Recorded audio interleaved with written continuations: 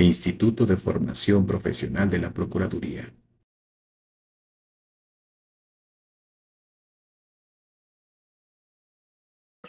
Hola, muy buenos días a todas y a todos.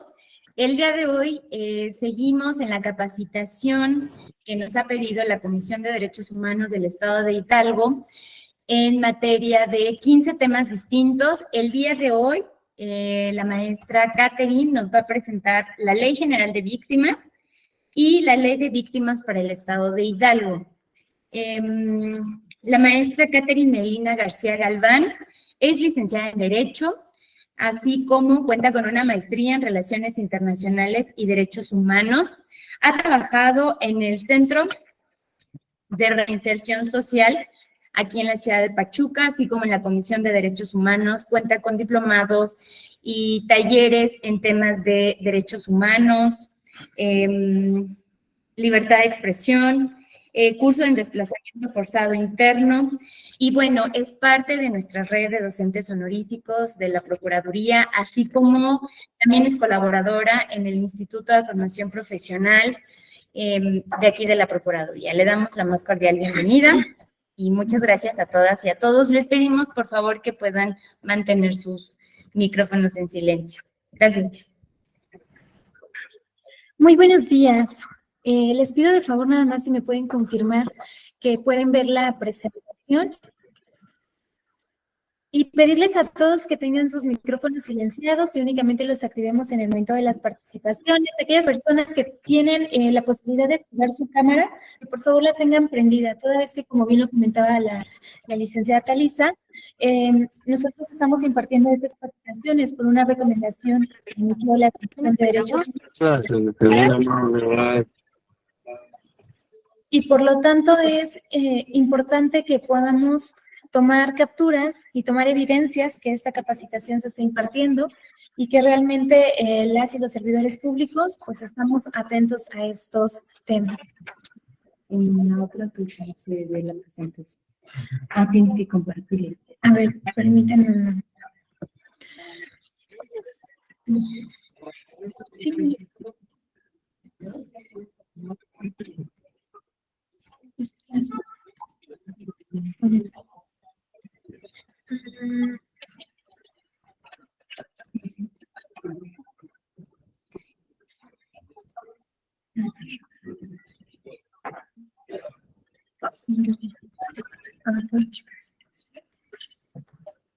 Muy bien, bueno, pues vamos a dar inicio.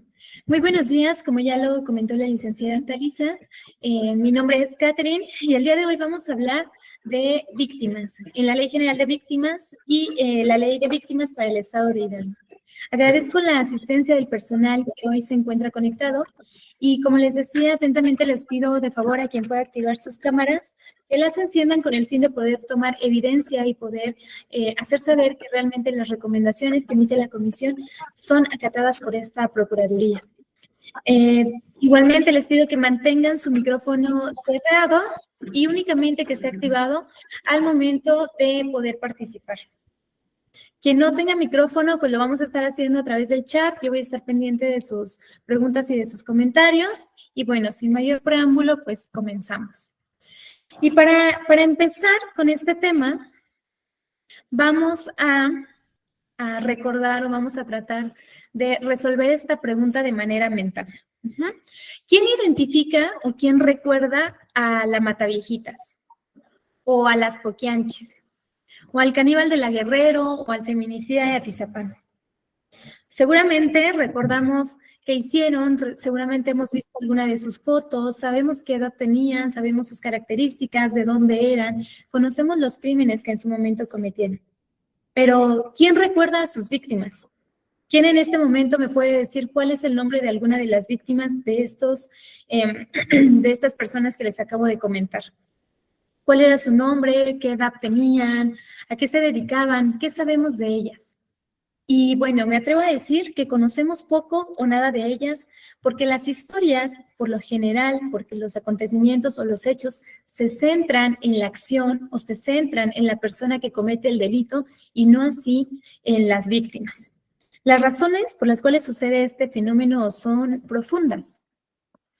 Un criminólogo llamado Luis Rodríguez Manzanera, que es un criminólogo muy destacado en México en esta época reciente, afirma que inclusive en estas proporciones como macrocriminológicas, como lo puede ser la guerra, como lo pueden ser algunos crímenes como de lesa humanidad, nos enfocamos más en saber quiénes son las personas o quiénes son los delitos que se están cometiendo, quiénes son las personas que lo están haciendo, pero dejamos de lado a las víctimas.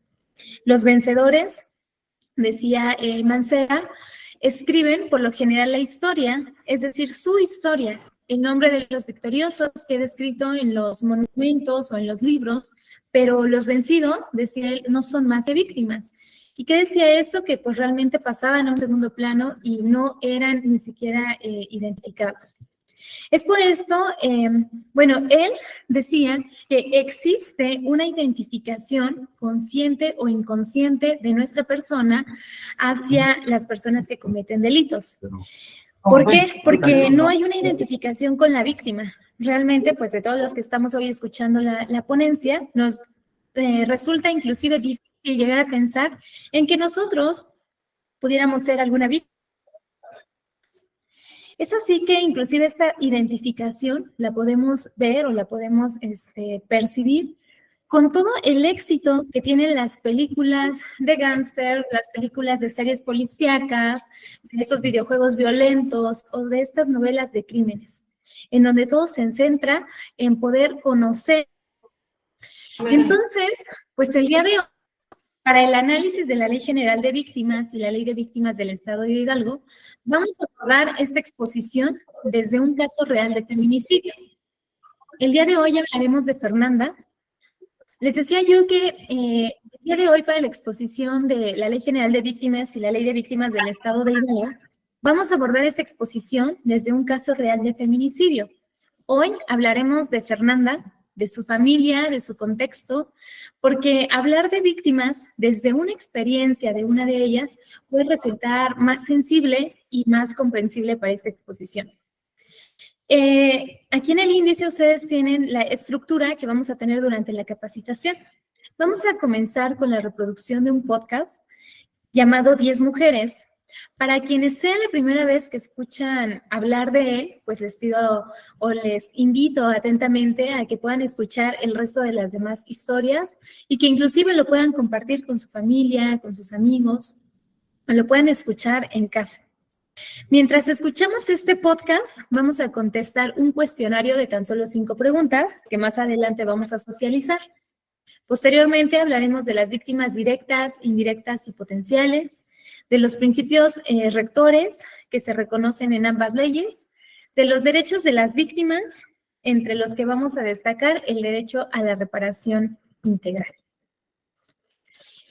Esto con el objetivo de poder brindar a las personas encargadas de garantizar el acceso a la justicia un acercamiento sensible y reflexivo de la Ley General de Víctimas y la Ley de Víctimas del Estado de Hidalgo. Les decía yo a través de la exposición y análisis del caso de Fernanda, quien a sus 18 años, siendo madre de un menor de 2 años y estando en periodo de gestación, fue víctima del delito de feminicidio. A través de su historia, hoy pues vamos a poder estudiar estos temas muy cercanos a lo que pasó o a lo que ella tuvo esta situación con su acercamiento con la justicia, y vamos a ver que pues algunos de estos derechos no fueron garantizados, que inclusive las autoridades violentaron algunos de ellos, y vamos a aprender cómo poder hoy trabajar con ellos. Bien, ese dominio público que en este país, en nuestro México, pues más de 10 mujeres son asesinadas al día por el hecho de ser eso, simplemente mujeres. Les decía yo que pues para dar inicio a esta capacitación y para poder entrar en estudio, vamos a escuchar un podcast. Este podcast lleva por nombre 10 mujeres. Su principal objetivo es contribuir en devolver la dignidad de Fátima, de Erika, de Bianca, de Maicha Pamela, de Sagrario, de Idalí, de Natalie, de Paola, de Mara y en este caso en específico de Fernanda. Ellas fueron mujeres de diferentes edades, de diferentes contextos, que fueron víctimas de feminicidio en México. Cada historia, única, personal y humana, es un esfuerzo para honrar su memoria, su esencia, sus vidas. De manera más atenta, que pongan mucha atención a la historia de Fernanda, que en memoria y por respeto a las víctimas que día a día atendemos, destinamos este espacio de capacitación de 2 horas para poder enfocarnos en la capacitación.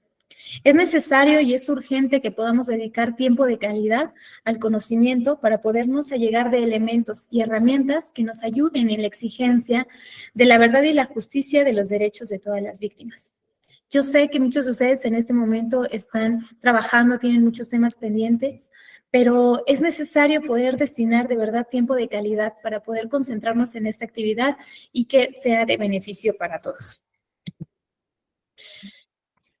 Bien, vamos a escuchar entonces el podcast.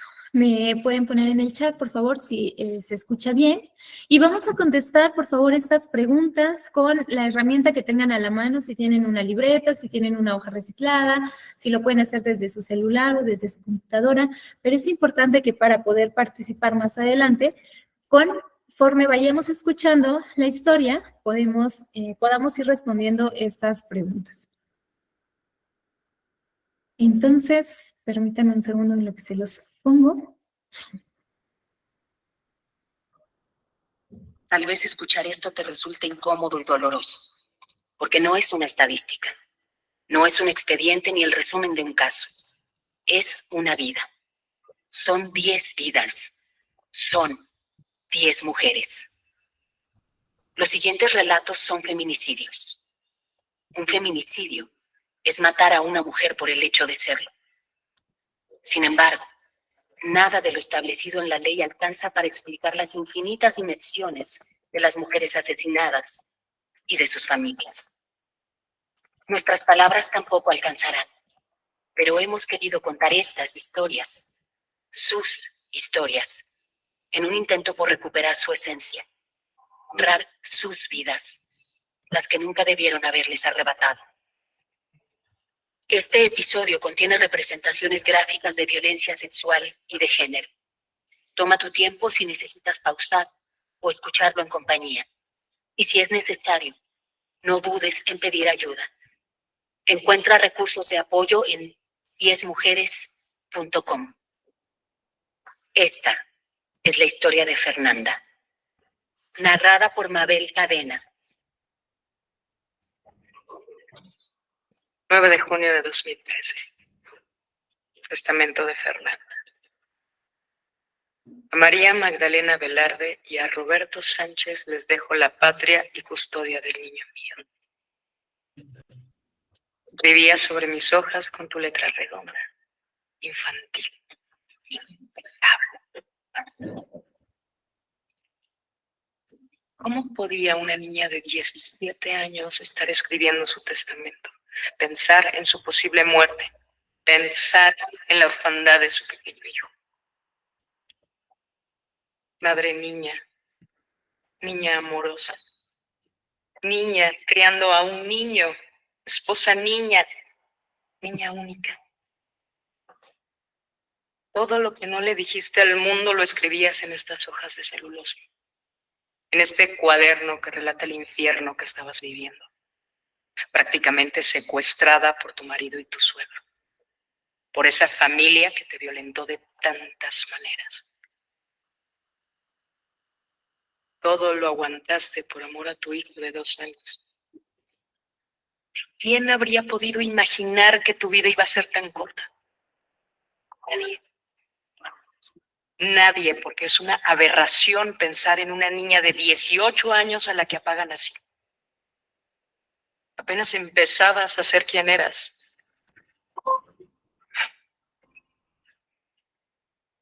Tu paso fue tan breve, Fernanda, como el de las mariposas que tanto te gustaba usar en esos anillos de fantasía que lucías con tanta gracia.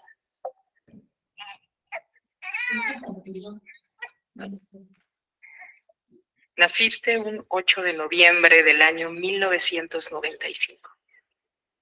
Llegaste al mundo con esa cara redonda, tus ojos inmensos y la sonrisa permanente.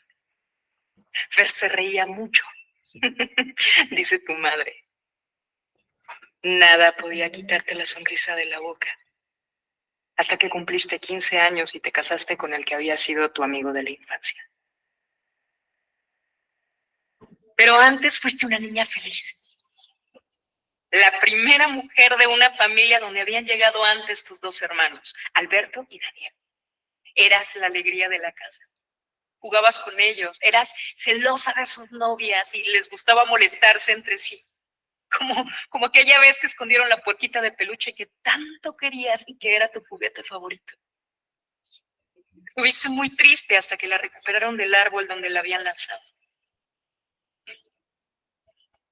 Ahora ese juguete es de tu hijo, al que está criando su abuela, porque tú ya no estás.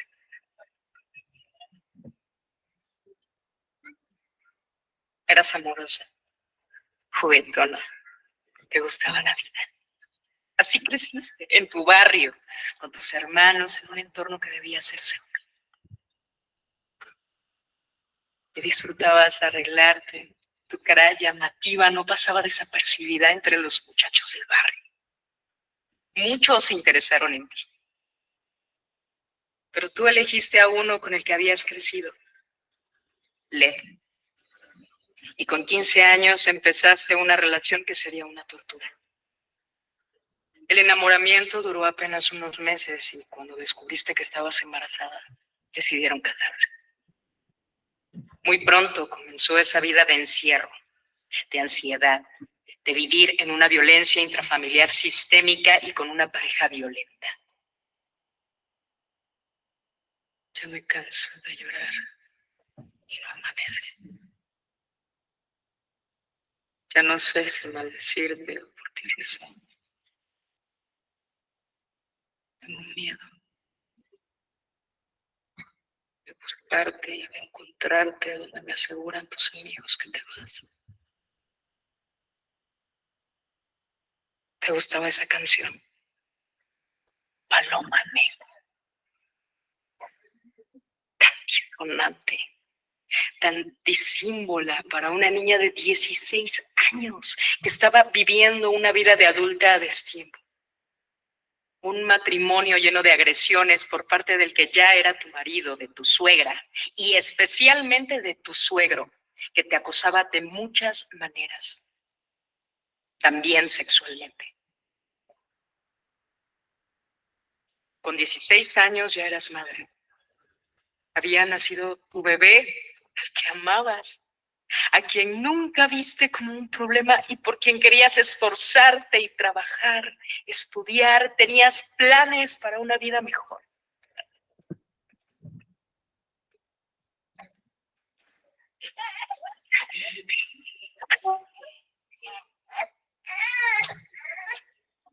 Intentaste separarte muchas veces, volver a casa de tu madre con el niño, dejar aquel lugar donde te tenían prisionera, donde te humillaban, asignándote las labores de limpieza de toda la familia, suegra, suegro, marido, tu niño. Todo a cambio de 100 pesos que te pagaban cada semana, a cambio de agresiones verbales y físicas, obligándote a que siguieras ahí, a pesar de que tu marido parecía ya tener otra relación y otros intereses afectivos. Lo intentaste, pero es tan difícil salir de ese círculo violento. Más difícil con apenas 17 años y un hijo pequeño.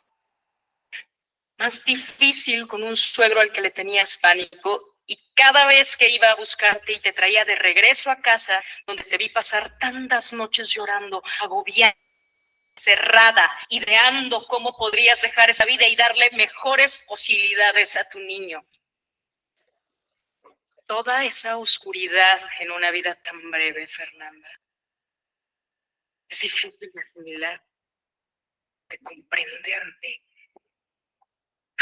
explicar con palabras. Tu vida preciosa convertida en eso. Las mariposas de tu alma mutaban en palomas negras. Hay momentos en que quisiera mejorar y arrancarme ya los clavos de mi pena. Pero mis ojos se mueren sin mirar tus ojos. Mi cariño con la aurora te vuelve a esperar. Paloma negra, ¿dónde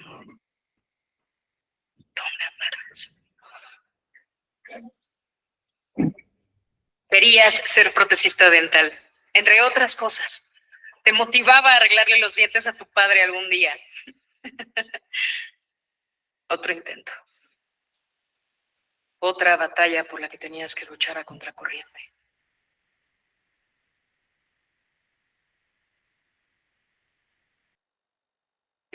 Y te obligaban a trabajar para ellos vendiendo la comida de su negocio familiar, más la carnicería de tu marido y tu suegro. Un día, por fin decidiste interponer una demanda de divorcio.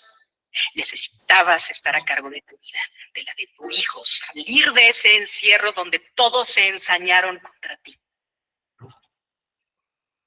Así escribiste en estas hojas todo lo que sucedía. Querías presentar un testimonio. Recibiste tantos golpes, tantos, que tuviste más de un aborto involuntario al ser arrojada por las escaleras. Tanto recibir violencia en ese cuerpo tuyo tan pequeño, en ese cuerpo tan atrapado. Aquí, en estas páginas, con tu letra de molde de estudiante de secundaria, escribiste una relatoría de los hechos que sirviera para que el juzgado civil te diera la custodia de tu hijo. Funcionó. Funcionó porque era fácil demostrar que mientras viviste con tu esposo y su familia, tú eras la única que se encargaba de atender a tu niño. Y eso desató aún más los demonios de aquella casa a puertas cerradas, donde nadie pudo saber exactamente qué sucedía. Pero aparecías moretones, estabas cada vez más delgada. A veces no comías en días y te desmayabas por falta de alimento y por el trabajo doméstico a que eras obligada.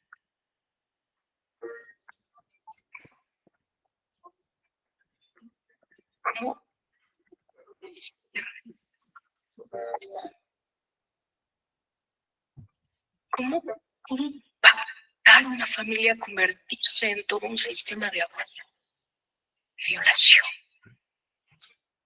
¿Cómo sigue perpetrándose así un acuerdo de destrucción contra una mujer en un pequeño grupo pervertido por un hombre violento? ¿Cómo se defiende a una niña que además está tratando de proteger a su bebé contra todo un sistema de odio? Era diciembre del 2013.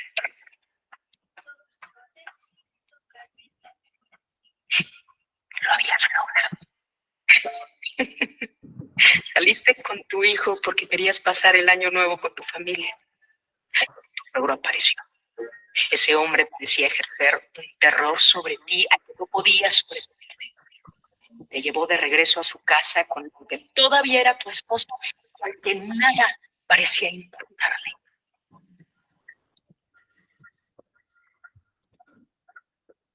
Te agarraste por tu cuenta.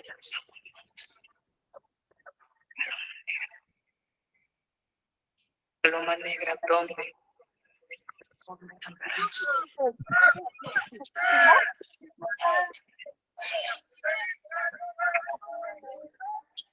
No pasaste el año nuevo con tu familia, sino en casa de tu esposo. Los vecinos intuían que no solo tu marido, sino también tu suegro te violentaba. Que tal vez abusaba sexualmente. Pero nadie hizo nada por ayudarte. Tal vez nadie sabía exactamente cómo ayudarte. Tal vez No hemos aprendido a reconocer la violencia y nombrarla. Tal vez ese lenguaje del abuso en sus múltiples formas, ese lenguaje aún. Hola, bien, gracias, buenos días. Hola, Por eso, buenos días, bien, gracias. Hola, Alex. Dios. El 3 de enero de 2014 saliste muy arreglada del negocio de tu mamá, a tu pequeña carcería. Ibas a pedirle sopa para que comiera tu ¿Eh? Creo que aquí tiene. Estaba caminando de dirección. Que luego se un chingo de ruido. Hiciste ese ¿El director Sí, se conectó? A lo mejor. siempre se te alegraba la cara al verla y a ella también. estaba chasquito. Caminabas rápido, once, como si te estuviera vigilando. Algo andaba mal. Contestaste el teléfono enorme. Tampoco te avisaron. ¿Cómo viste mi ventana? Te dije, ¿todavía lo dudas? Muy mal. No, fue cuando llegué. Solo llamó a tu padre para decirles que habías tenido una pelea con tu marido, Yo empecé a trabajar con lo de mi curso. que habías tenido un accidente. Paloma negra. Eres la reina. Ven. Dijeron que te habías suicidado. Dejaron a tus padres entrar a retirarse tu cuerpo. Estaba colgado del mismo gancho donde colgaban las reses en su carnicería. Tu cuerpo. Arrancada con tal brutalidad. La violencia puede ser infinita, ir más allá de la muerte, profanar y profanar y profanar.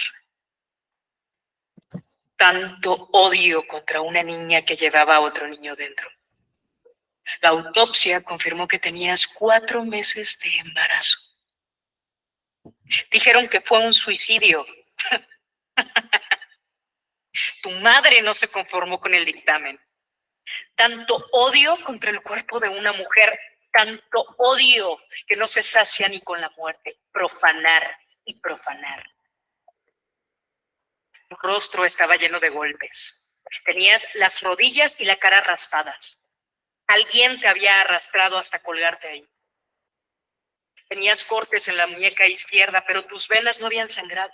Te los hicieron después de que te quitaron la vida. Tu cuerpo colgaba tan alto que era imposible que hubieras subido hasta ahí para hacerte daño y hacerle daño al hijo que crecía en tu vientre. Paloma negra, eres la reja de un penal. Quiero ser mi vida. Dios, dame fuerzas. Ella se va y nos vamos a morir, dice tu madre. No caben en el entendimiento ni en estas palabras los horrores que vinieron después. El dolor de perderte y 3 años después perder a tus 2 hermanos que fueron asesinados. Tu madre sigue viva, respirando, para el día en que reciba justicia también por el asesinato de tus hermanos.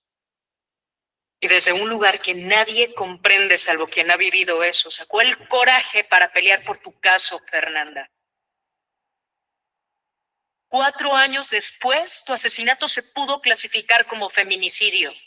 Y tu hijo pudo salir de esa casa y quedar al cuidado de tu madre, de su abuela. 7 años después fue sentenciado tu asesino. 7 años después se puede repetir esta verdad. No fue suicidio, fue feminicidio. No fue suicidio, fue feminicidio.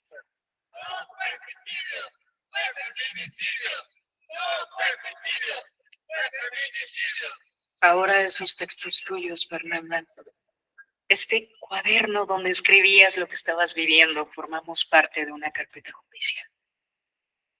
de un glosario penal donde es insoportable volver a leer tu testamento.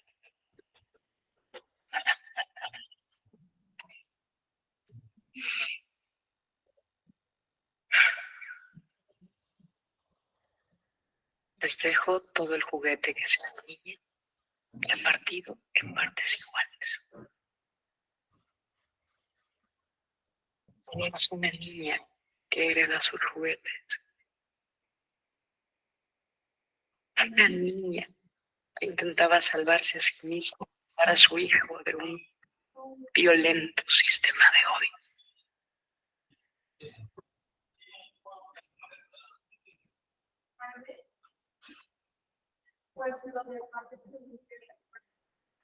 El 4 de enero del 2014, el cuerpo de Fernanda fue encontrado colgado en la casa donde vivía con Led, quien era su pareja, y con sus suegros. Fernanda tenía 18 años y un niño de 1 año y 10 meses. Al momento de su muerte estaba embarazada de 16 semanas. Led y su familia dijeron a los padres de Fernanda que se había suicidado. Magdalena, la madre de Fernanda, no pudo ver el cuerpo hasta que la funeraria la entregó en el lugar de velación. Ahí vio el rostro de su hija con la nariz y la boca golpeadas, las rodillas raspadas y supuestas heridas de un intento de cortarse las venas en las muñecas. Así empezó una larga batalla para reclasificar el caso como feminicidio. En el año 2019, la abogada Jimena Ugarte inició acompañamiento a la familia de Fernanda y solicitaron detallar la investigación, revisar la necropsia y realizar 2 dictámenes importantes. Uno en medicina forense, donde dictaminaron que Fernanda murió por asfixia mecánica por estrangulamiento con etiología homicida, no suicida. Esto cambió el rumbo de toda la investigación. El dictamen de hechos concluyó que Fernanda recibió golpes tan fuertes en la cara con un objeto duro que le reventó los vasos internos y la dejaron indefensa. Luego le hicieron los cortes en la muñeca para pretender un suicidio. La llevaron arrastrando. Por eso tiene raspaduras en las rodillas y la estrangularon. Uno de los surcos en el cuello es prueba contundente de que una persona se encontraba atrás de ella ejerciendo fuerza con un lazo.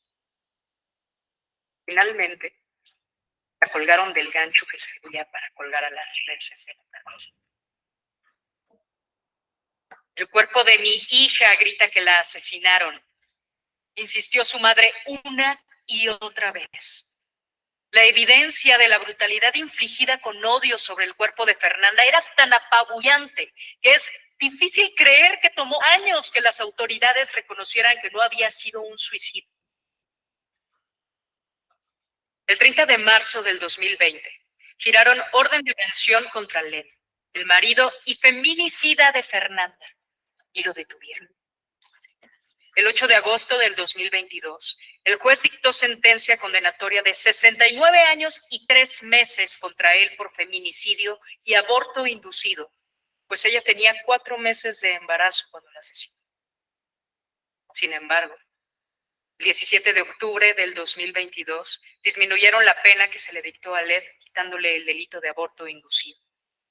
La sentencia original de 69 años quedó en 43 años. La abogada de la madre de Fernanda apeló esta decisión. El año 2017, Alberto y Daniel, hermanos mayores de Fernanda, fueron secuestrados, torturados y asesinados. Actualmente hay una carpeta de investigación abierta y no se ha podido dar con los culpables. El hijo de Fernanda tenía menos de 2 años de edad cuando ella fue asesinada. El niño vivió con Magdalena, su abuela materna, hasta los 3 años, pero después lo tuvo que entregar a la familia de Led, donde el niño pasó 3 años porque un juez así lo ordenó. Con la sentencia por el feminicidio, esta decisión se revirtió y el niño regresó a casa de su abuela materna. Para Magda, recibir a su nieto después de años de ausencia ha sido muy difícil. El niño tiene síntomas de estrés postraumático. Si sale libre, mi papá va a venir por mí. Le ha dicho llorando a su abuela, quien intenta recuperar el rostro de su hija en su nieto, que heredó de Fernanda los pómulos, la forma de la nariz y la boca, también los ojos, esos ojos grandes. Y la puerquita de peluche con la que ahora el niño duerme todas las noches. Y que es una forma de Fernanda de seguir cuidando a su hijo. Era lo único que le importaba. Tanto que horas antes de su asesinato solo pensó en salir a conseguir alimento para el niño. Tanto que en ese testamento su única intención era dejar a su niño a salvo. De ese amor hablan esas líneas en su cuaderno. Pero como dice su madre, habla también su cuerpo. Yo siempre he dicho, insisto, el cuerpo de mi hija grita que no es posible que ella se haya quitado la vida. Su cuerpo habla. Aunque sea simbólicamente, habla. Y dice lo que le pasó.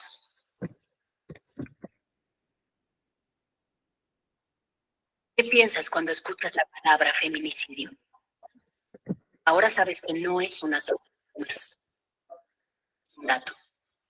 No es un titular noticioso. Tal vez ahora, cuando escuches la palabra feminicidio, pienses en Fernanda. Si requieres apoyo después de escuchar esto, ingresa a 10mujeres.com.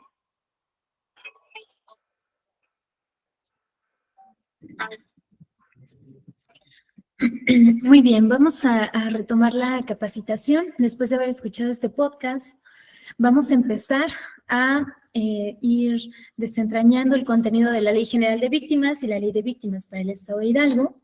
Y para poder avanzar, pues va a ser necesario que podamos contestar estas preguntas que, pues claramente con el audio del podcast es posible que podamos responder. Entonces, les pido de favor que puedan, ya sea a través del chat o activando su micrófono, que nos puedan apoyar contestando quiénes son las víctimas directas en esta historia que nosotros acabamos de escuchar. Bueno, dicen, las víctimas directas son Fernanda y el bebé que se estaba gestando. La víctima directa es Fernanda. Muy bien. Ahora podemos responder, ¿quiénes son las víctimas indirectas? Indirectas, la familia, los papás de Fernanda, su hijo de 2 años, el hijo de Fernanda, el hijo de Fernanda y sus padres, la madre de Fernanda y el menor, la familia de Fernanda. Muy bien. Ahora vamos a contestar, por favor, ¿quiénes son las víctimas potenciales? Dice, las víctimas potenciales, la familia indirecta. ¿Quiénes más pueden ser las víctimas potenciales? Su hijo, muy bien. La familia de Fernanda, los mismos padres de Fernanda. Muy bien, la víctima potencial es el hijo de Fernanda, su hijo, los padres. Muy bien.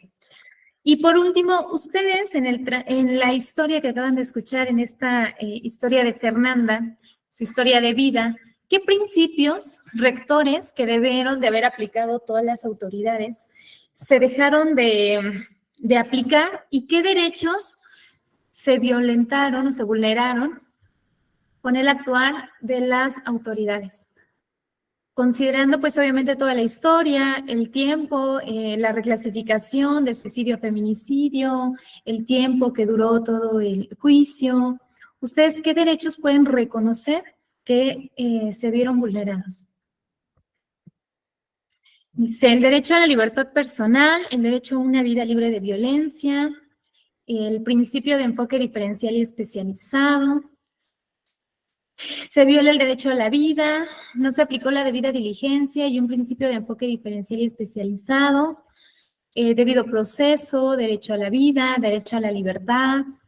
Bueno, pues realmente ustedes tienen muchas nociones respecto a lo que vamos a ver, vamos a profundizar en estas respuestas y vamos a poder, pues, analizar a detalle qué principio y qué derecho se vio vulnerado y cómo debió de haber sido la actuación de todos los servidores públicos que se vieron involucrados en este proceso.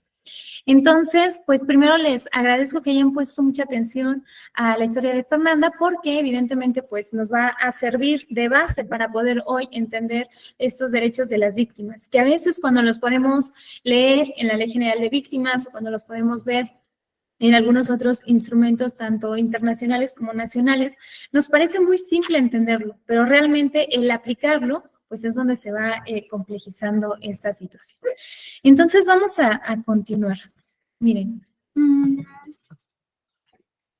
vamos a comenzar entonces a hablar del tema de víctima, pero para poder entender por qué en la actualidad tenemos inclusive ya quizá una concepción más clara de de quiénes son las víctimas, que inclusive podemos tener una clasificación respecto a víctimas directas, indirectas y potenciales, que se aleja de esta etapa oscura inclusive de la victimología, en donde trataba de clasificar a las víctimas de acuerdo a la condición de culpabilidad que consideraban que tenían, ¿no?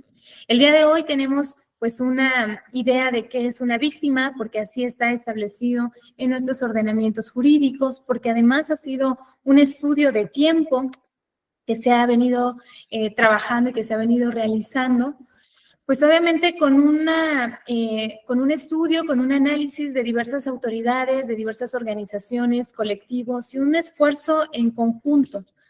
Hoy podemos decir que esta calidad de víctima se adquiere con la acreditación del daño o menoscabo de derechos humanos. Pero además de ello, pues vamos a entender que las nuevas tendencias doctrinales del derecho procesal tienden a reconocer a las víctimas ahora como las protagonistas en el proceso penal, ¿no? Y esto se debe, pues, en gran parte a un impulso que ha ganado tanto la criminología moderna como esta ciencia que es la victimología y además, pues, todo el respaldo social y todo el impulso y todas las exigencias que han tenido las personas para poder que exista este reconocimiento de víctimas. Esas leyes que, por ejemplo, nosotros hoy estamos estudiando, que es la Ley General de Víctimas y la Ley de Víctimas del Estado de Hidalgo, responden a estos cambios y estas exigencias. Nuestro Código Penal data de 1990, 31 años después, en nuestro estado se publicó la Ley de Víctimas, para el Estado de Hidalgo. ¿A qué se debe este desfase? ¿No? Que 30 años tuvieron que pasar para que pudiéramos tener un ordenamiento exclusivamente para las víctimas, que no abordara nada más el delito y que no nada más abordara el tema de las sanciones, sino que reconociera que la víctima ocupaba un papel fundamental, que por lo tanto tenían que reconocerle derechos, tenían que reconocerse principios para poder actuar y para poder garantizar el goce de sus derechos humanos. Pues bueno, es para poder responder esta pregunta y para poder más adelante tener sentido con la historia de Fernanda que acabamos de escuchar y desglosar las respuestas que ustedes acaban de ver, vamos a tener que retroceder un poco en el tiempo y saber desde dónde nace esta problemática. Ustedes recordarán que la venganza privada fue la primera reacción ante el delito, en el cual, pues bueno, la víctima se tomaba justicia por propia mano, convirtiéndose en muchos casos pues en una verdadera guerra de eliminación de grupos, de familias y de clanes. Al quedar la venganza en manos de las víctimas, ¿qué pasaba? Pues obviamente se producía una nueva lesión, en este caso no solo pues a la comunidad, pero también, les decía yo, a las familias, y un desencadenamiento de delitos que en algunas ocasiones inclusive era más grave que el que se había cometido. Esto nos llevó, les decía yo, a reacciones en cadena, en donde, pues mejor, se pretendía eliminar al oponente en su totalidad, a toda su familia, a todo su clan. ¿Para qué? Para, pues, evitar que pudieran vengarse. Entonces, pues se dieron cuenta, o en ese momento, pues existían ideas de que quizá teníamos que poner un límite a esta forma arbitraria y desproporcionada de la venganza privada. Y entonces surgió lo que nosotros conocemos como la ley del talión, ¿verdad? Que es ojo por ojo y diente por diente. Esto quería decir que pues había ya límites hacia hasta dónde podíamos nosotros aplicar la venganza. Pero entonces, ustedes aquí se percatarán que ya había un sesgo hacia la persona, en este caso, que había sido quien había cometido el delito, puesto que se trataba de poder asegurar que no se le aplicara una acción más dura o más grande que la que él había aplicado. Pero no se enfocaba en la víctima. Realmente la víctima, pues únicamente tenía un papel de participación en cuanto tuviera el poder de poder vengarse o de poder hacer alguna acción. El legislador primitivo tuvo, al parecer, con la ley del talión, pues proteger primeramente ¿a quién? Pues a quien infringió la norma social, ¿verdad? Es decir, a la persona que había cometido el delito y no precisamente a la víctima. En este caso, es el ojo por ojo o el diente por diente, que recogía inclusive el Código de Hammurabi, el Código de Manu y algunas otras leyes, por ejemplo, la ley de las 12 tablas, pues sí fue un gran avance acerca de cómo resolver los conflictos, porque ya se evitó estas venganzas en cadena o de familias completas, y entonces había una manera de resolver estas situaciones de conflicto de una manera más justa, ¿no? A medida que avanzó el tiempo y pues obviamente con el progreso social, con todo esta evolución que fuimos teniendo, empezaron a pues aparecer otras formas de poder resolver los conflictos. En este caso, pues obviamente buscaban más quizá el tema de conciliación, de poder llegar a un acuerdo, y entonces nos vamos dando cuenta que empiezan a notar que la víctima tiene un papel fundamental de decisión y de participación, y que no solamente nos podemos centrar en la acción y en la persona que cometió la infracción. Cuando en una etapa obviamente de evolución, cuando ya existe mayor concentración de los poderes en las ciudades, pues entonces el Estado se apropia el conflicto y entonces, obviamente el conflicto que surge entre la víctima y entre el victimario, entre la víctima y la persona que cometió el delito, y entonces la víctima poco a poco va desapareciendo de este escenario, porque pues obviamente el Estado asume este poder de poder castigar, pero de él poder decidir de qué manera va a aplicar una sanción para la persona que cometió esta infracción y que pues violentó este ordenamiento social a través de diversos instrumentos a los cuales él se allega, como estas leyes o como este sistema en general de justicia, pero la víctima vuelve a pasar a un segundo término, en donde pues va perdiendo protagonismo. La situación de las víctimas empieza a cambiar a partir de los años 50 por una influencia principalmente del desarrollo de esta nueva ciencia, que es la victimología, en donde pues se busca presentar una nueva percepción de la víctima y entender cuál es el papel que debe ocupar en este tema de conflicto, y poder exigir pues una concepción de víctima en un sentido evolutivo, en donde nos lleve a entender que tiene que haber una clasificación, sí, una clasificación no cercana a poder responsabilizarla de los hechos que le han sucedido, sino para poder aplicar diferentes medidas y diferentes estrategias que nos puedan ayudar a garantizar sus derechos humanos. Entonces, así fue como esta evolución o como este transcurso del tiempo de esta venganza privada nos lleva ahora a reconocer que la víctima ocupa un papel fundamental y que además pues no se le puede dejar de lado en el tema de la resolución de conflictos. Por eso es que también ahora se ha dado pauta a otras maneras alternativas de poder solucionar los conflictos, de poder tomar en consideración a la víctima para participar en las investigaciones, para una serie de acompañamiento que se da entre la víctima y la víctima. Toda esta evolución nos lleva hoy a poder decir que, pues que existen víctimas directas, víctimas indirectas y víctimas potenciales, ¿verdad?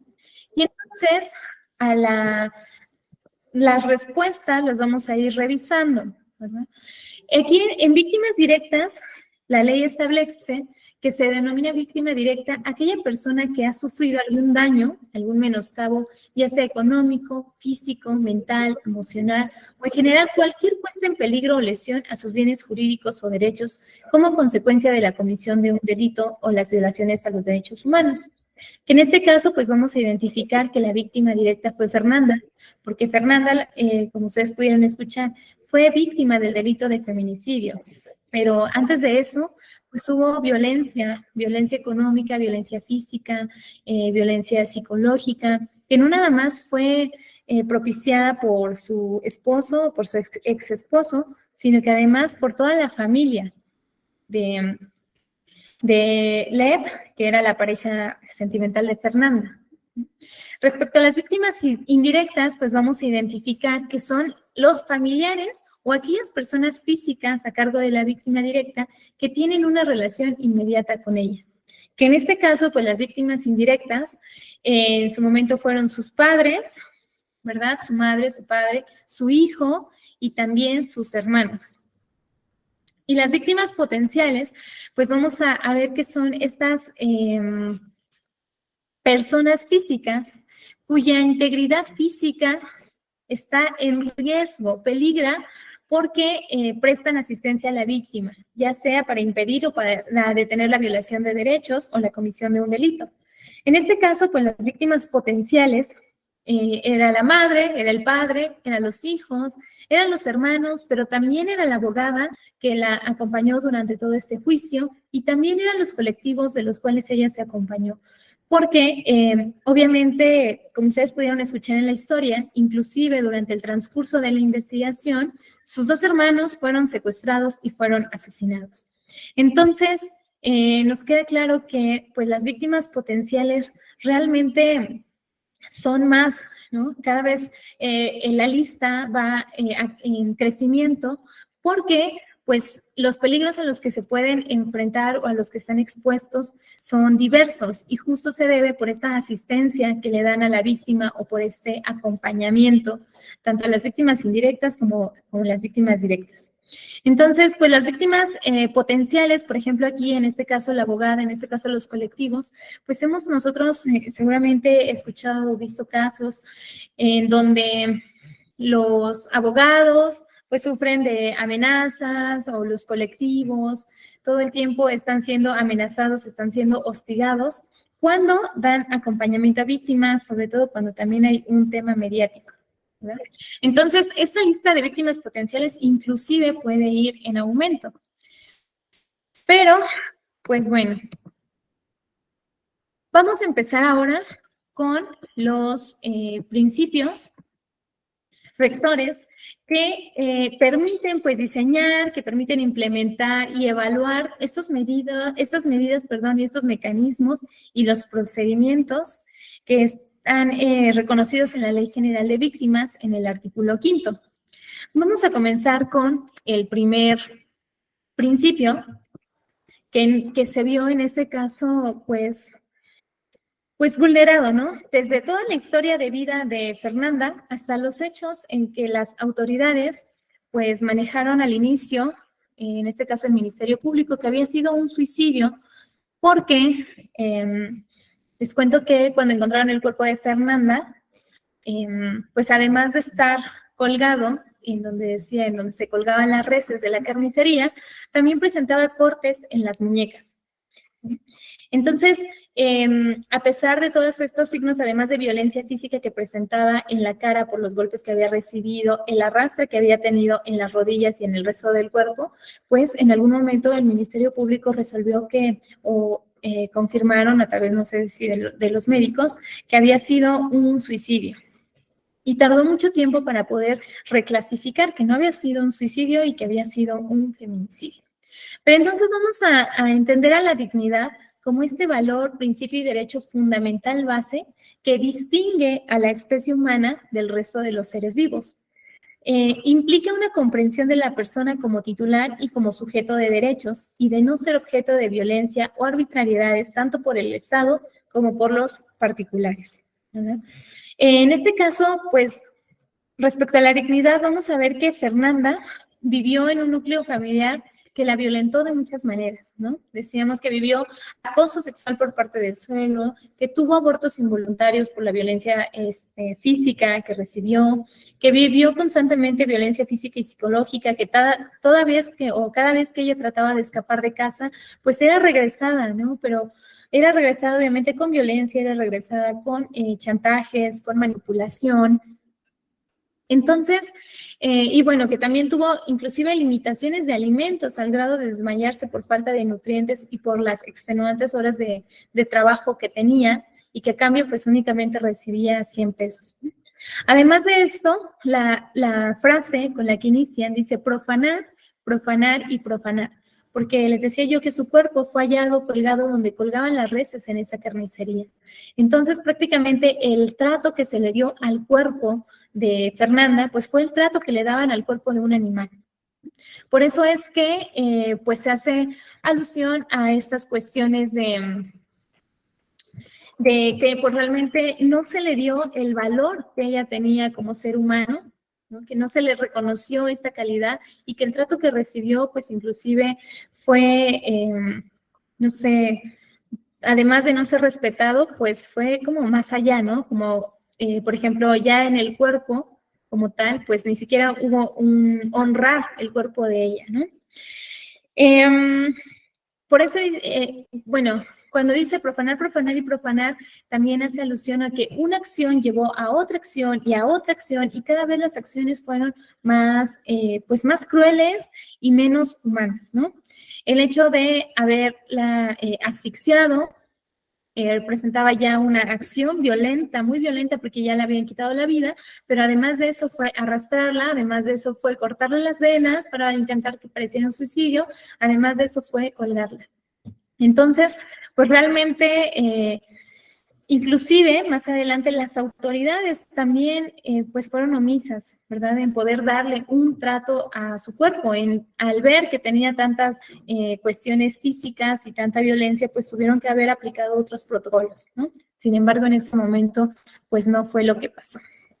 Ahora, ustedes, bueno, recordarán que hace mucho tiempo, o tal vez no tanto tiempo, todos los periódicos y en las noticias y en general en las redes sociales, en todas las fuentes mediáticas, había fotos, ¿no? De las personas que en este caso habían sido víctimas de la comisión de algún delito. Y prácticamente era el encabezado, era la foto principal con la que un periódico vendían, ¿no? Esto quiero decirles que pues también tuvo un límite y que el día de hoy que yo no les esté mostrando una foto de Fernanda o del cuerpo de Fernanda en la carnicería, pues también va por una situación obviamente de respeto, porque no es la intención el poder exhibir, ¿no? El poder exhibir su cuerpo, pero además porque tampoco existe, porque obviamente en este avance que hemos tenido, en esta evolución de reconocer a las víctimas con esa calidad, pues nos ha llevado a ir perfeccionando los mecanismos para poder hacerlo. El hecho de que ya no se exhiban las fotos, pues también va acompañado de la ley Ingrid, que surgió a raíz de una difusión indebida en redes sociales de un feminicidio que se dio en la Ciudad de México en el año 2020. La difusión masiva de su cuerpo mutilado, pues conmocionó a toda la sociedad, quien además pues se indignó, ¿no? Y exigió que se pararan ese tipo de filtraciones y que además estas filtraciones inclusive habían sido del expediente de la propia fiscalía, ni siquiera habían sido unas que habían tomado, ¿no? Entonces, en respuesta a eso, pues se presentó en la Ciudad de México una iniciativa, para poder, tipificar las conductas en las cuales los servidores públicos se vieran involucrados en difundir imágenes, videos, grabaciones, así como archivos e información de las carpetas de investigación. También se buscó fortalecer la protección de los derechos de las víctimas y combatir además a la violencia de género mediática que se daba en estos espacios. En este caso, la ley Ingrid es como similar a la ley Olimpia, que no se refiere a una ley como tal o nada más a una ley, sino que es un conjunto de normas legislativas que buscan evitar la exposición, en este caso de las personas que fueron víctimas, para proteger su identidad, para proteger la dignidad de las personas, para que no se siga, pues, como dice esta frase, profanando, profanando y profanando.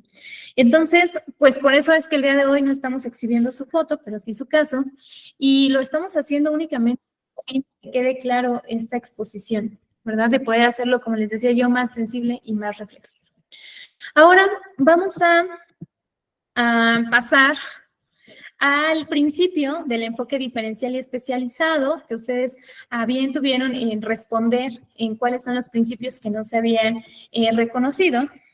Y bueno, pues para poder hablar de este enfoque, vamos a comenzar haciendo mención de la interseccionalidad, ¿no? Que este término hace referencia a una interacción de condiciones que puede ser como la raza, como la clase, como el género, como la edad o diferentes experiencias de vida, especialmente en las experiencias de privilegio y opresión que tenemos unas personas y otras. En este sentido, esta interseccionalidad pues nos permite reconocer que la combinación de dos o de más condiciones en una misma persona puede producir un tipo de opresión y de discriminación únicas, ¿no?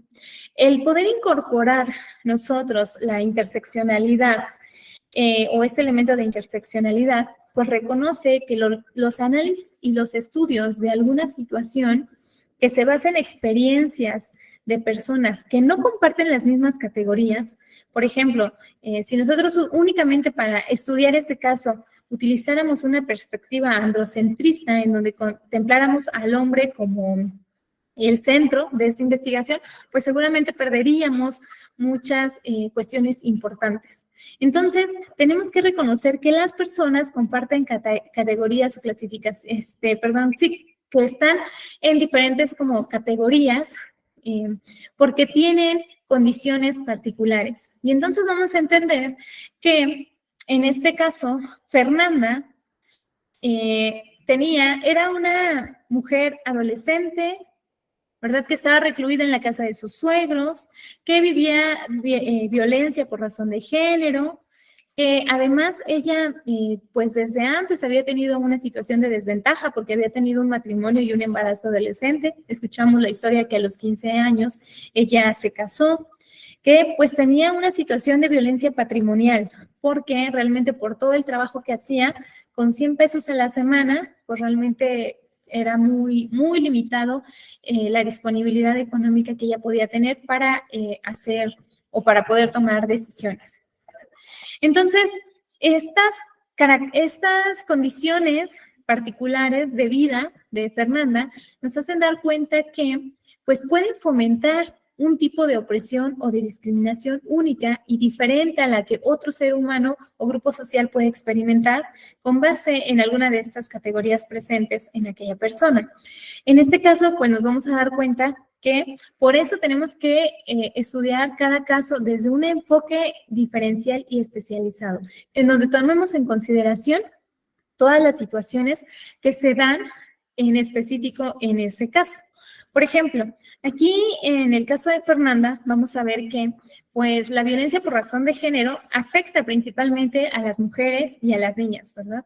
Y bueno, en algunos casos a las personas de la diversidad sexual, y que se relaciona con afianzar o comprobar la masculinidad o en este caso la dominación de un hombre sobre las personas que conforman estos grupos sociales.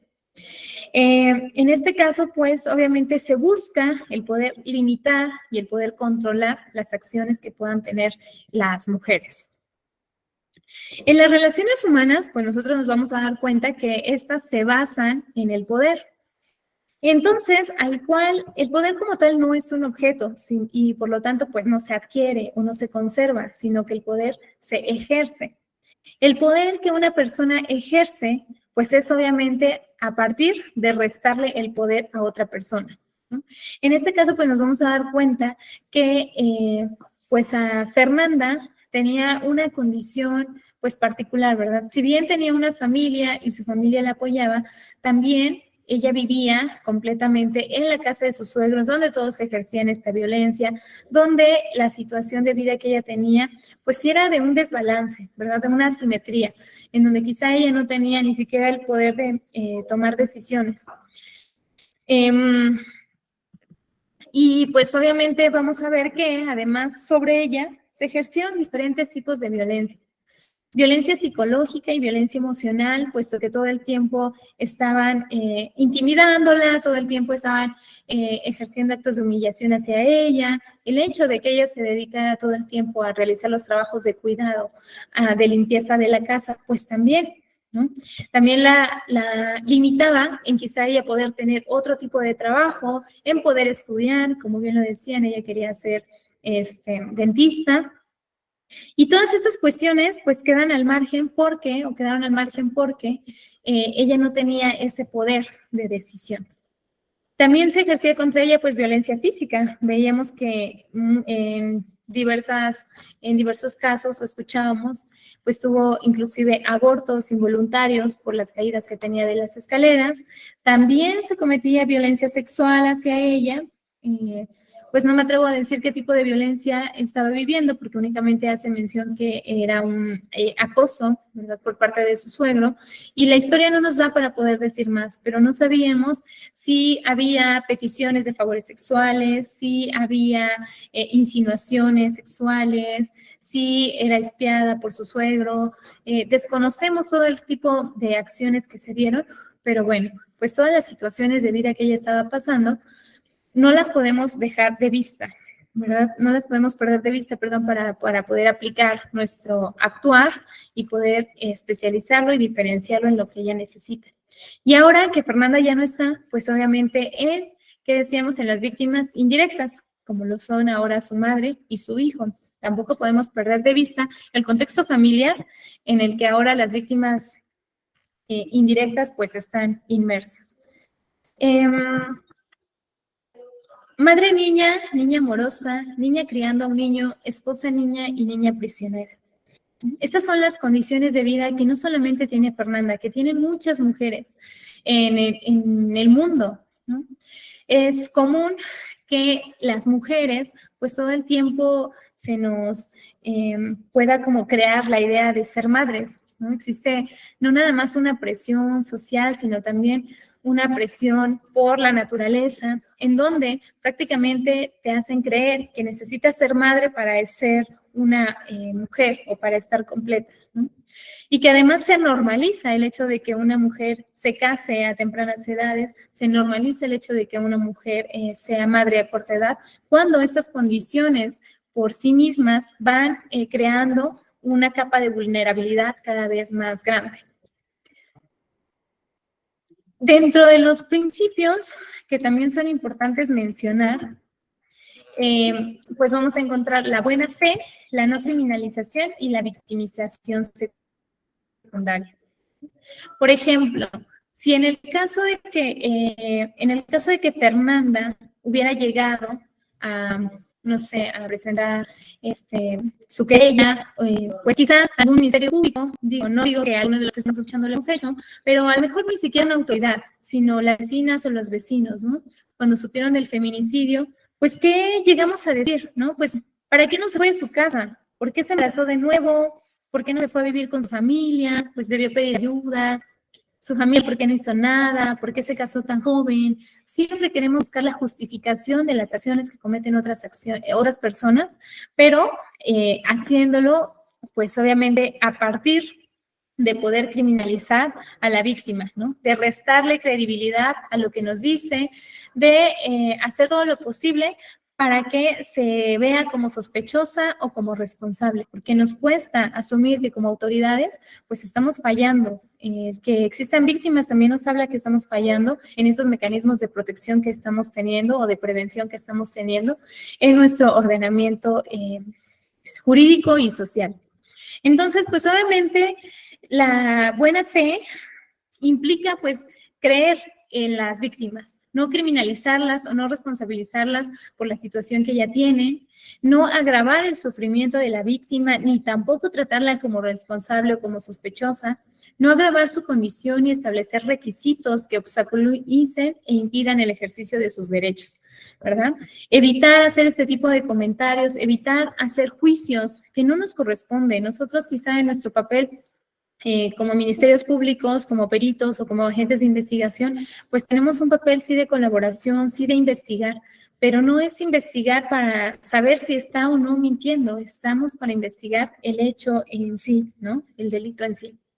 Entonces, pues obviamente cuando las personas llegan a nosotros, saber que ya tienen una situación compleja por la que están pasando, ¿no? Y que tenemos que hacer lo propio para poder evitar que la familia, que la víctima, que las víctimas, pues tanto directas, indirectas y potenciales, pues puedan lleguen con nosotros y salir peor, ¿no? Comentarles que en una audiencia, Magdalena portaba una playera con la foto de sus hijos, que en ese momento habían sido secuestrados. Y en ese momento un juez le indicó que no se iba a llevar a cabo la audiencia hasta que no se quitara la playera. Yo les pregunto, o ustedes pueden como pensarlo internamente, pues, ¿qué de malo tenía que ella portara una playera con la cara de sus hijos? Era su manera de expresar que habían sido secuestrados, que la autoridad estaba fallando en estas medidas de protección que quizá ni siquiera habían puesto, ¿no? Pero aún así, pues, ¿qué hizo Magdalena? Pues se tuvo que quitar la playera, se la tuvo que quitar para poder tomar la audiencia. Entonces, a veces somos poco sensibles ante las situaciones de las víctimas. A veces, con un caso de excepción, todos los demás casos tratamos de asimilarlos, ¿no? En alguna capacitación me externaba un agente de investigación. Decía, es que la mayoría de las adolescentes que no se encuentran, decía, es porque se fueron con su novio y porque no saben cómo regresar a casa. Quizá el caso de alguna persona fue así, pero quizás si desde el momento en que nosotros empezamos a estudiar esos casos ya tenemos ese sesgo, pues vamos a perder de vista varias situaciones que son claves para poder procurar justicia, ¿no? Entonces, pues, de nueva cuenta, evitar todo tipo de comentarios que puedan resultar o que puedan, resultar complejos para las personas de entender, que puedan ser poco comprensibles, ¿verdad? Tenemos que presumir la buena fe de las víctimas, tenemos que de primer momento creer lo que nos dicen, escuchar, dedicarles tiempo y pues obviamente garantizar o tratar de contribuir en que puedan ejercer el ejercicio efectivo como tal de sus derechos.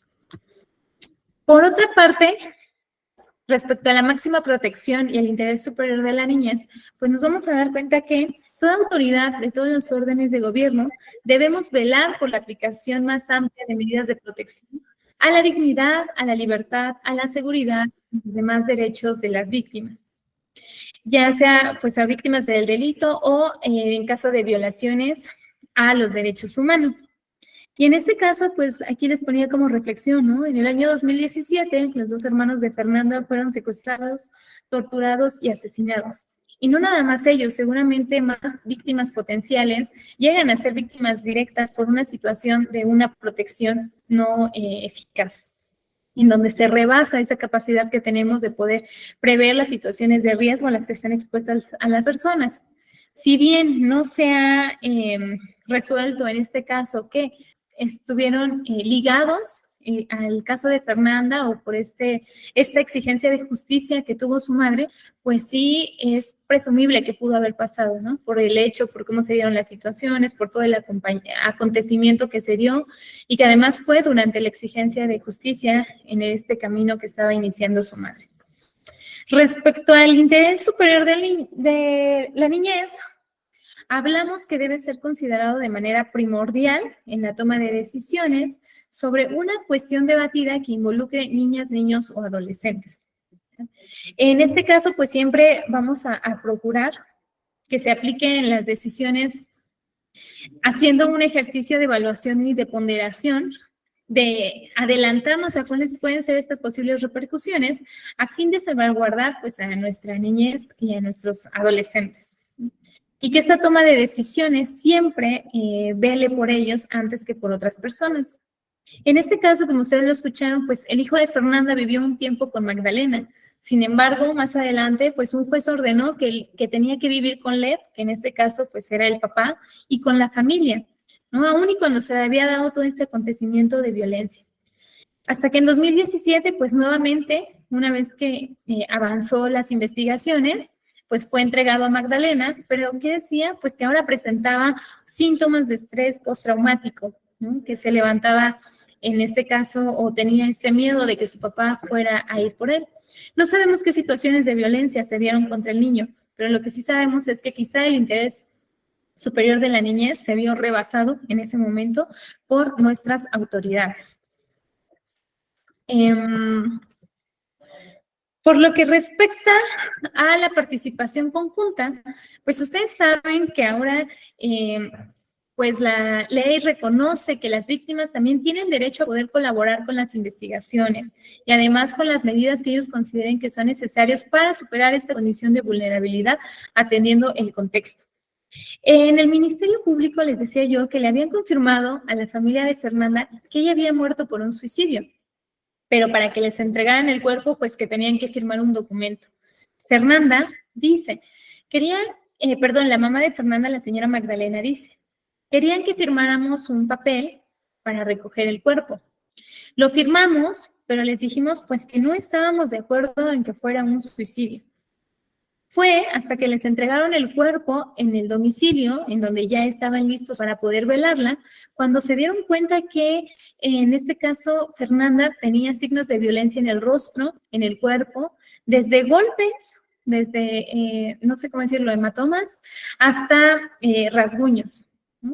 Se la vemos y está brutalmente golpeada en el rostro, tiene un chichón enorme en la frente, su nariz se la rompieron, tenía arañones en la cara, en el cuerpo, en las rodillas. Entonces, pues nos damos cuenta que obviamente a partir de esta situación de que ellas vieron el cuerpo y que además conocían la violencia por la cual estaba siendo víctima, en este caso Fernanda, pues se percataron que no había sido, o ellos consideraban que no había sido un suicidio, por lo que pues acudieron a las autoridades nuevamente para que pudieran valorar esta situación. Y entonces pues se percataron que sí, que efectivamente había sido una simulación de un suicidio, y pues obviamente aquí en este caso la madre, Magdalena, pues empezó a ofrecer todas las pruebas que ella tenía, ¿no? Y pues participó de tal manera en esta investigación hasta que se llegó al punto de que pues hubo una sanción, ¿no? En este caso pues por ambos delitos, tanto por el delito de feminicidio como el de aborto involuntario. Dentro de los principios que también en este caso se vieron afectados, pues fue el de publicidad y el de debida diligencia, que también los nombraron en sus respuestas. En este caso, respecto a la publicidad, pues el Estado debe implementar mecanismos de difusión eficaces a fin de brindar información y orientación a las víctimas acerca de los derechos, acerca de las garantías, de los recursos, de las acciones, de los mecanismos, de los procedimientos con los que cuenta. En este caso, pues miren, María acusa que no tuvo una orientación adecuada por parte de las autoridades, que inclusive pues fueron carentes en la información sobre los derechos que ella tenía. Fue así que pues ella, lejos de apoyarse en las autoridades, pues fue a buscar el apoyo y fue a buscar el respaldo de otras personas, que en este caso pues fueron quienes, los colectivos y la abogada particular que pues ofreció a llevar su caso, puesto que María no se sentía ni siquiera en confianza, ¿no?, con las autoridades. Entonces sí nos lleva a la reflexión de saber qué estamos haciendo bien y qué estamos haciendo mal, qué podemos mejorar, ¿no? A veces pues las personas ni siquiera saben cuál es el primer paso que tienen que hacer, a dónde acudir, dónde están las instalaciones, explicarles quizá todo este sistema que se tiene de justicia, que no nada más es la figura del Ministerio Público, ¿no? Que existen varias situaciones que pueden respaldar y que pueden coadyuvar a garantizar sus derechos. Respecto a la debida diligencia, en este caso, pues el Estado debe realizar prioritariamente acciones encaminadas al fortalecimiento de sus derechos humanos. María, pues, relata, ¿verdad?, que desde un principio hubo muchas irregularidades en su caso. Les decía yo, pues, en el momento en el Ministerio Público le comenta que su hija había muerto derivado de un suicidio, y que más adelante, pues, ven que había muchas lesiones en el cuerpo. Pues desde ahí, desde ese momento, ya hubo una situación de debida diligencia que ya no se estaba llevando a cabo, ¿no? Y que lejos de poder aplicar o de poder entender los derechos de Fernanda, de Magdalena, de su hija, de sus hermanos, pues estaban quizá en un papel más de poder ocultar la información. Entonces, estos principios, les decía, nos llevan a su vez a entender los derechos como tal de las víctimas.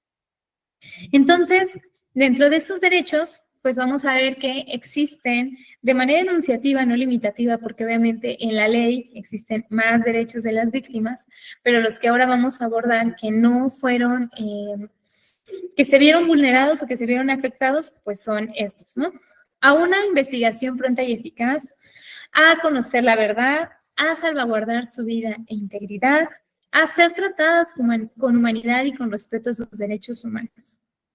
Y entonces vamos a realizar una cronología de lo que pasó e ir viendo cómo cada uno de esos derechos se vio vulnerado.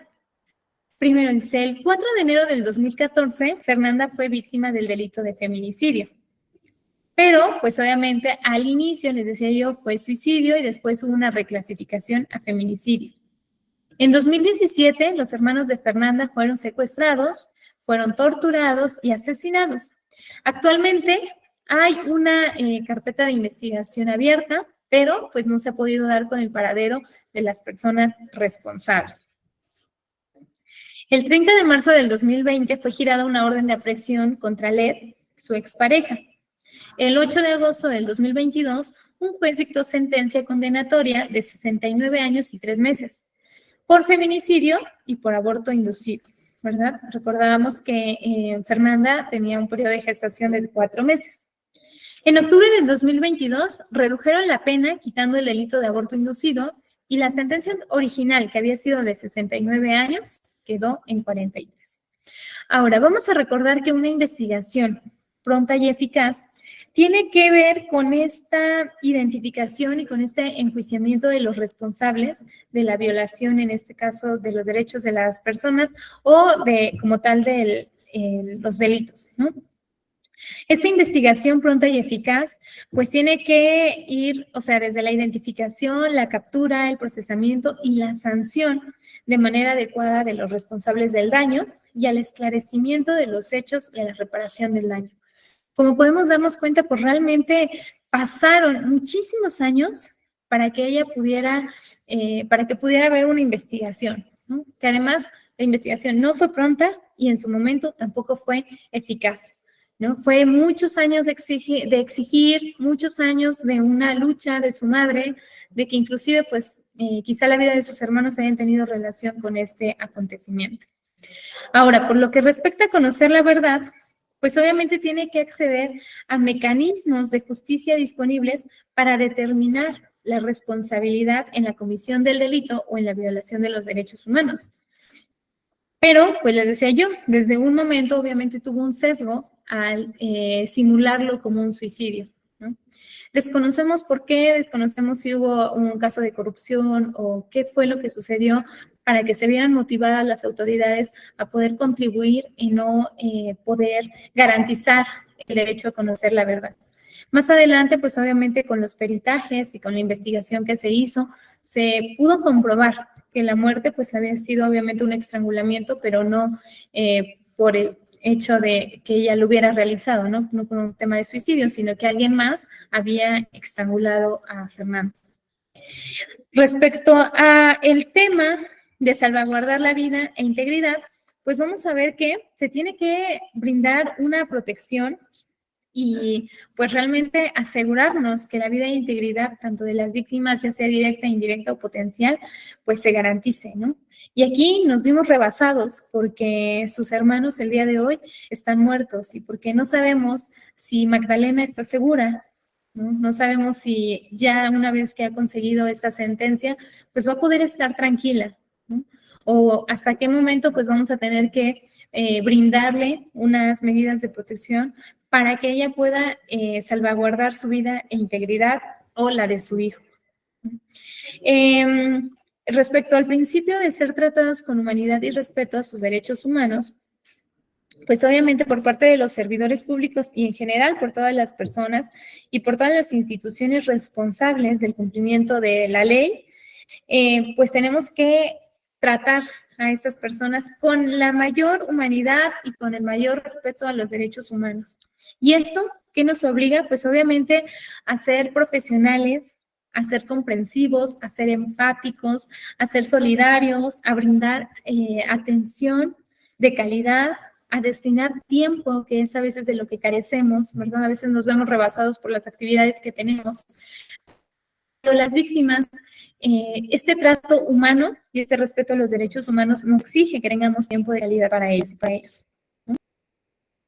Otros derechos que también se pueden mencionar, por ejemplo, pues ese tema de la unificación familiar, que en este caso, pues obviamente la familia, donde había en algún momento dejado al hijo de Fernanda, pues era un sistema de abuso y de violencia, ¿no? Que se ensañó en este caso con Fernanda y que no sabemos cuál fue la situación que después más adelante tuvo el niño.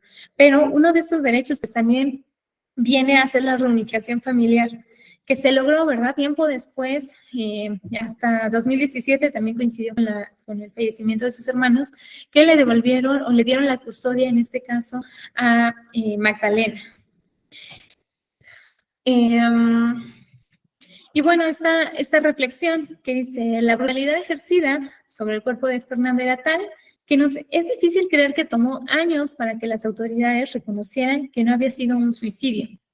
Si ustedes recuerdan la imagen, cuando estábamos escuchando el podcast, justo decía, no fue suicidio, fue feminicidio. Pero realmente, pues sí, realmente es difícil, ¿verdad? Creer esta historia, es difícil saber que todo esto pasó. Pero, tristemente, no es la única historia. Al inicio, en la introducción de este curso, les decía yo que era bueno que pudiéramos escuchar el resto de las historias de este podcast. Escuchamos una de las 10 historias, pero en todas nos vamos a dar cuenta que existen irregularidades por parte de las autoridades, ¿verdad? De muchas, obviamente, muestras de violencia, de todo tipo de violencia, que nos va a ayudar a entender que pues son casos reales, que me pareciera que fuera una historia, una película o algo, pero no, es el día a día de los feminicidios que ocurren en nuestro país, lo que nos exige hoy a poder capacitarnos y al poder mejorar para las víctimas. ¿Qué otros derechos en este caso pues se vieron también afectados?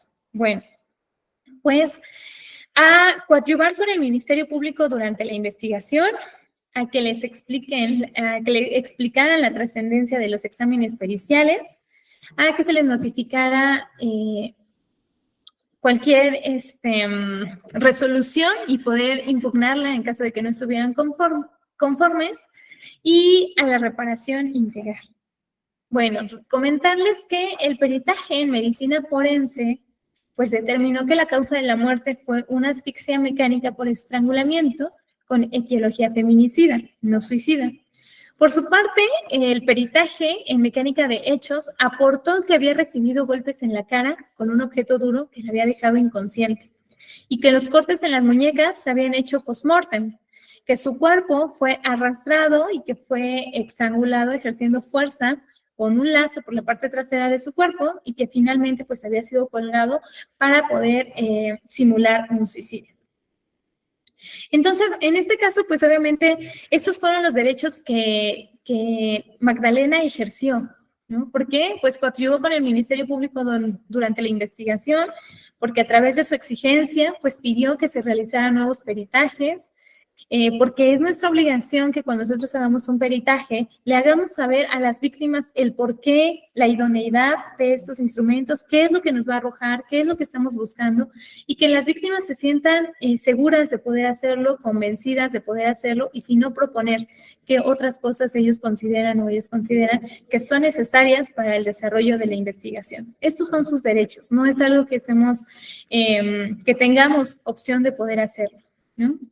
En este caso, pues ustedes escuchaban que el 8 de agosto del 2022 el juez dictó una sentencia condenatoria de 69 años y 3 meses. Y que más adelante esta sentencia le quitaron como tal, o se quitó como tal el delito de aborto inducido, y entonces quedó en 43 años. Aquí, pues obviamente, Magdalena tenía este derecho de que le pudieran notificar cualquier resolución que pudiera ocurrir durante el caso, y fue así, sí la notificaron, y entonces, pues obviamente ella está inconforme con el tema del delito de aborto inducido, que le hayan quitado esa pena, porque pues Fernando tenía 4 meses de embarazo. Entonces, pues obviamente ella ya inició con su, en este caso, para poder impugnarla, pero pues no sabemos, ¿verdad?, en qué se va a resolver. Pero obviamente pues ella está haciendo este esfuerzo por lo que ella considera que es justo. Y bueno, dentro de estos derechos hay un derecho que les decía yo que íbamos a poder estudiarlo con mayor profundidad, que es el derecho a la reparación integral. Y este derecho, pues obviamente implica muchas medidas. Entre ellas, pues obviamente parte de reconocer que el Estado como ente regulador de estas relaciones intersociales, pues va a plantear nuevas formas de procurar la justicia, ¿no? Y que les decía yo, no solo con la persona que comete el delito, sino también con la víctima, de tal manera que pues todos sus derechos y todos sus intereses sean realmente reparados y sean realmente indemnizados, ¿no? En algún momento, pues, como vimos en la justicia, en la venganza privada o en esta ley del talión, pues quizá no era lo que las víctimas querían, quizá las sanciones que se aplicaban no siempre era lo que la víctima necesitaba y que además pues quedaban limitadas, ¿no? Ahora nos damos cuenta que existen medidas de restitución, de rehabilitación, de compensación, de satisfacción, de no repetición y medidas de ayuda inmediata. Todas estas medidas ustedes las van a poder ver en esta imagen. Se ve muy pequeño, les voy a compartir aquí en el chat el PDF para que ustedes puedan estudiarlas, para que ustedes puedan leerlas y poder identificar que además estas medidas no compiten una con otra, en realidad son medidas complementarias, ¿no? Que podemos en un supuesto, en un caso en específico, aplicar tanto medidas de restitución como medidas de compensación, como medidas de no repetición, como medidas de ayuda inmediata. Y que obviamente pues van a depender del caso, ¿verdad? De esta atención especializada y de ese enfoque diferencial que hablábamos al inicio, lo que nos va a hacer tomar unas u otras. El propio caso pues nos va a decir qué necesitamos aplicar, ¿no? Por ejemplo, en los de ayuda inmediata, hospitalización, no sé, medicamentos esenciales, análisis médicos y diagnósticos, quizá el transporte y la ambulancia, quizá la atención mental en casos muy graves, o interrupción legal del embarazo. Estas son medidas de ayuda inmediata que pues depende mucho del caso, ¿no? Pero que se tienen que aplicar con la mayor prontitud, obviamente analizando varios factores para poder aplicarse. Pero además de estas medidas, pues obviamente tenemos que aplicar medidas de restitución, entre las cuales, por ejemplo, destaca el restablecimiento de la libertad, el restablecimiento de la identidad, el restablecimiento de la vida y de la unidad familiar. Por su parte, en cuestiones de rehabilitación, pues esta atención médica y psicológica que tienen que tener las víctimas, este acompañamiento por parte de especialistas que les puedan brindar una atención de calidad y que puedan ayudarlas a poder, pues, como tal, volver a su vida como antes, ¿no? Inclusive programas educativos y de formación, de capacitación laboral. Por ejemplo, en este caso, no sabemos si María Magdalena, que era la mamá de Fernanda, pues ella trabajaba, ¿verdad? Ella tenía ingresos propios, o sí, quizá dependía de el apoyo económico que le pudieran dar sus hermanos o el apoyo que le pudiera dar Fernanda.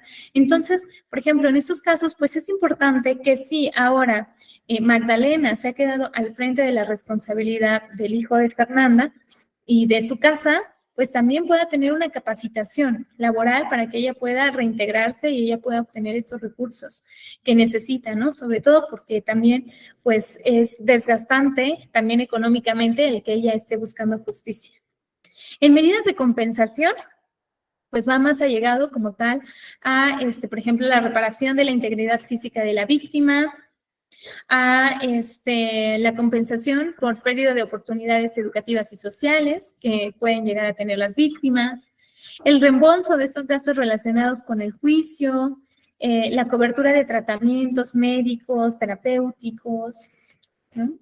Y en medidas de satisfacción y en medidas de no repetición, pues van de la mano porque pues es con esta parte como de la dignidad de las personas, ¿no? De buscar no nada más una situación económica o una situación material, sino más en una esencia de la persona como tal.